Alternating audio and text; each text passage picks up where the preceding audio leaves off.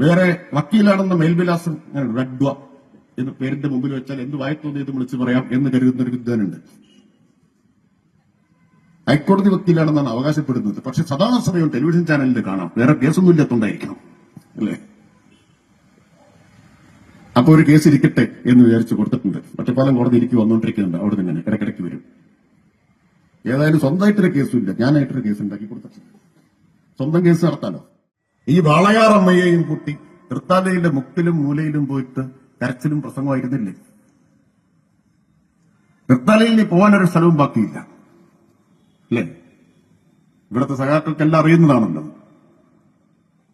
എന്നിട്ട് കുഞ്ഞുടുപ്പുകൾ വാങ്ങി അതിൽ ചുവന്ന മഷി കുടഞ്ഞ് എല്ലാ പോളിംഗ് ബൂത്തിന്റെയും മുമ്പിൽ വരിവരിയായി കെട്ടിത്തൂക്കിയവരാണ്. ഇപ്പതാ CBI ഈ വാളയാറമ്മയെ ധർമ്മടത്ത് സ്ഥാനാർത്ഥിയാക്കി. ആർക്കെതിരെ? മുഖ്യമന്ത്രിക്കെതിരെ. അവരെ കൊണ്ട് ഹൈക്കോടതി പോയിട്ട് പറഞ്ഞു കേരള പോലീസ് അന്വേഷിച്ചപ്പോൾ CBI തന്നെ അന്വേഷിക്കണം.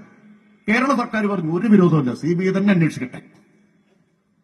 കേരള പോലീസ് അന്വേഷിച്ചപ്പോ അമ്മ പ്രതിയായില്ല. CBI അന്വേഷിച്ചപ്പോ അമ്മയും രണ്ടാനച്ഛനും പ്രതികളായി മാറി അല്ലേ? ഇന്നലെ കുറ്റപത്രം കൊടുത്തില്ലേ?